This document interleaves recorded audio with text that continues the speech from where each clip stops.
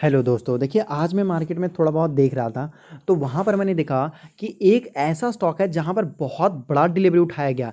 आप सोच में पड़ जाओगे अगर मैं आपको बता दूंगा तो 97% सोचो, 97% से ज़्यादा डिलीवरी उठाई गई है थोड़ा बहुत। लेकिन क्या कल सुबह होते होते ये शेयर हमें मिल भी पाएगा या फिर 100% डिलीवरी हो ही जाएगा? मतलब जो कुछ 2 या 3% बचा है वो भी छोटे निवेशक को मिलेगा तो काफ़ी रहेगा, नहीं तो फिर अगर बड़े लोग खरीद लेंगे तो फिर बात खत्म हो जाएगी। तो इतना बड़ा अगर माल उठाया गया, मतलब कोई बड़ी विस्फोट की तैयारी चल रही होगी जो हम तक जानकारी सही तरीके से नहीं पहुंच पा रही होगी। तो वो केवल स्टॉक का नाम मैं आपको बताने की कोशिश करूंगा, क्योंकि जो अंदर इंटरनल जो खबर चल रही है वो आपके पास नहीं आ पाएगा। आपके पास इसलिए नहीं आ पाएगा क्योंकि वो मार्केट से बाहर लाया ही नहीं जाएगा, कंपनी से बाहर वो न्यूज़ लाया ही नहीं जाएगा। लेकिन जो एक्टिविटीज़ हो रही है ना, हम उन एक्टिविटीज़ पे नज़र रख सकते हैं जिससे आपको सही जानकारी देखने को मिल पाएगी।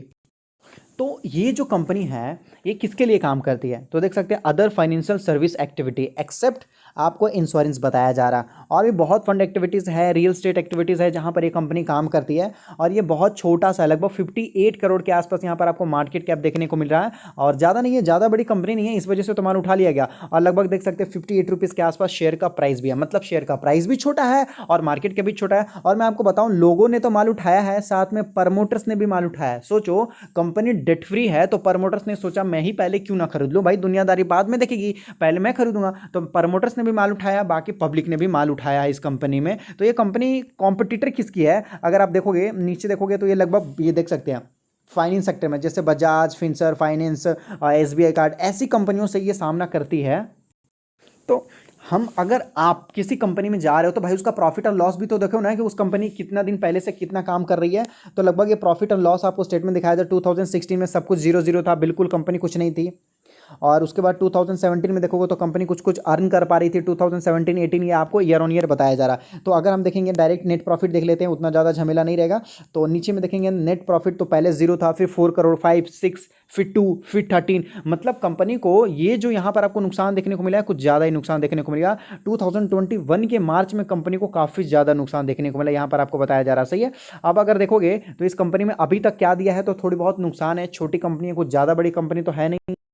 और यहाँ पर प्रमोटर्स बहुत ही स्मार्ट हैं। पहले 61% हिस्सेदारी था, फिर उन्होंने 62% कर लिया। देखिए 62.17 हो गया, यहाँ पर देख सकते हैं 62.60% हो गया, फिर देख सकते हैं 62.97 हो गया, 60, और फिर यहाँ पर देख लीजिए, यहाँ पर नहीं है, फिर यहाँ पर देख सकते हैं 65% हो गया, और फिर यहाँ पर देख सकते हैं लगभग 65.57% हो गया, 65.71% हो गया, 67% हो गया। मतलब अगर हम आंख बंद करके भी देखते हैं तो प्रमोटर्स ने कई बार हिस्सेदारी बढ़ाई है, 1, 2, 3, 4, 5, 6, 7, 8। मतलब जब भी मौका मिल रहा है प्रमोटर्स को, वो केवल एक ही चीज कर रहे हैं, बाय ऑन डिप। हर जगह वो खरीदने की कोशिश कर रहे हैं। और ऐसा नहीं है कि बाहर वाले नहीं है, डोमेस्टिक वाले ने भी हैं, जहां पर यहाँ पर देख सकते हैं 3% या कभी कभी तो 4% के आसपास भी माल खरीदने की कोशिश की है। और बाकी 30% जो है वो पब्लिक के पास है। तो आपने देख लिया कि प्रमोटर्स कंटिन्यू माल यहाँ पर खरीद रहे हैं, और यहाँ पर ये कंपनी बिल्कुल डेट फ्री देखने को मिल रही है। और सबसे अच्छी बात तो ये है कि कंपनी के ऊपर प्लेज वगैरह नहीं है। देखो, अगर प्लेज नहीं होता है ना तो थोड़ा बहुत कॉन्फिडेंट आता है यार लोगों को कि हाँ चलो, प्लेज भी नहीं है, डेट भी नहीं है, कंपनी ग्रो कर सकती है अगर शेयर का प्राइस गिरता है तो भी। अभी देखो इंडिया मार्ट में आपको गिरावट देखने को मिला, लेकिन मुझे 1% भी टेंशन इस वजह से नहीं है। भाई टेंशन किस बात का, ₹1 का भी डेट नहीं है, शेयर वगैरह कुछ भी, प्लेज वगैरह नहीं है, टेंशन कुछ भी नहीं है। कंपनी सही तरीके से बेनिफिट कर रही है। कोविड के कारण बस थोड़ा स्लो हो चुका है और कुछ भी नहीं हुआ, तो समझने की कोशिश करेंगे। यहाँ पर आपको स्ट्रेंथ बताया जा रहा है, तो company is trading at 0.49 time it's book value बताया जा रहा है। प्रमोटर होल्डिंग इज, यहाँ देख सकते हैं 67% के आसपास ही है, तो प्रमोटर्स की होल्डिंग ठीक है। अब यहाँ पर देखो कुछ लिमिटेशन, मतलब डिसएडवांटेजेस, जो यहाँ पर खामियां हैं कंपनी में, वो भी आपको बताया जा रहा है। तो यहाँ देख सकते हैं कंपनी हैज ए पूर रिटर्न ऑन इक्विटी। अब भाई छोटी सी कंपनी है तो पूर रिटर्न ऑन इक्विटी तो होगा ही। कंपनी हैज ए पूर रिटर्न ऑन कैपिटल एम्प्लॉयड जो है वो भी थोड़ा कम है। प्रोविजन यहाँ पर देख सकते हैं, ये भी थोड़ा बहुत कम देखने को मिल रहा है। प्रोविजन एंड कंटीजेंसी ये दोनों जो है यहाँ पर इंक्रीज होते हुए नजर आया है आपको। ये रहा कंपनी, मैं आपको दिखा दूं आज के डेट में इस कंपनी का शेयर का प्राइस 58 रुपीज़ के आसपास है, लगभग 1% ये भागा है। और देखोगे तो यहाँ पर लगभग 57 रुपीज़ में प्री क्लोज था और ओपन हुआ 58 रुपीज़ पे और 50 पैसे पे। लगभग हाई गया था 60 रुपीज़ तक, ये हाई गया था, लो गया था लगभग 56 रुपीज़ तक, काफ़ी अच्छा मौका था 56 से 60।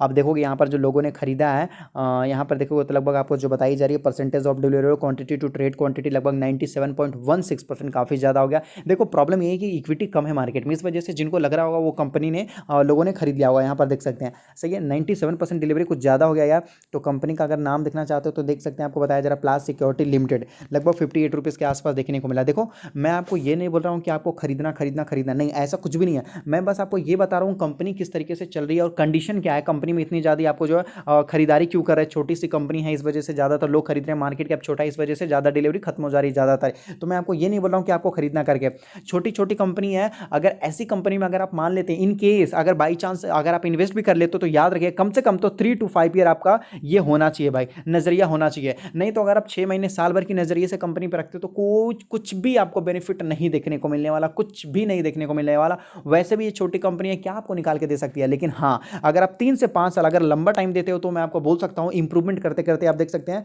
बजाज फाइनेंस भी किस कदर दौड़ता है। जब दौड़ता है तो कंपनी का फेस वैल्यू भी पूरे 10 रुपए का है, पूरे 10 रुपए का यहां पर देख सकते हैं कंपनी का आपको फेस वैल्यू भी देखने को मिला। कोई टेंशन की बात नहीं है, अच्छी है।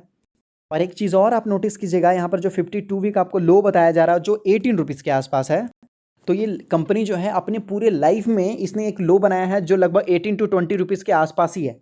देखो आसपास ही है, और उसके बाद से ये कंपनी ने काफ़ी अच्छा प्रॉफिट दिया है, लगभग 200% तक का इसने कंपनी ने प्रॉफिट निकाल के दिखा दिया है। और गिरावट भी काफ़ी ज़्यादा हुआ था, लगभग गिरावट अगर मैं आपको बता दूँ तो काफ़ी अच्छा गिरावट था। तो यहाँ पर लगभग 80% तक गिरावट देखने को मिला था, सोचो 80%। तो इसलिए बोल रहा हूँ छोटी कंपनी है, मार्केट कैप छोटा है, प्रॉफिट कम होता है, इस वजह से यहाँ पर आपको जो है गिरावट भी देखने को मिला था। लेकिन बोल सकते हैं कि जिस तरीके से कंपनी धीरे धीरे चल रही है तो लंबे समय में चलेगी तो चल सकती है करके। अगर उसके बाद देखो 50% यहाँ पर अगर आप देखोगे तो कंपनी अभी भी कितने डिस्काउंट में देखने को मिली है, तो अभी ये कंपनी लगभग 7% के प्रॉफिट में देखने को मिला, लगभग केवल 7% के प्रॉफिट में। अगर हाई से देखेंगे ये कंपनी कितना लॉस में चल रहा है, हाई से, तो हाई से देखेंगे तो ये कंपनी अभी भी लगभग 40% डाउन है हाई से।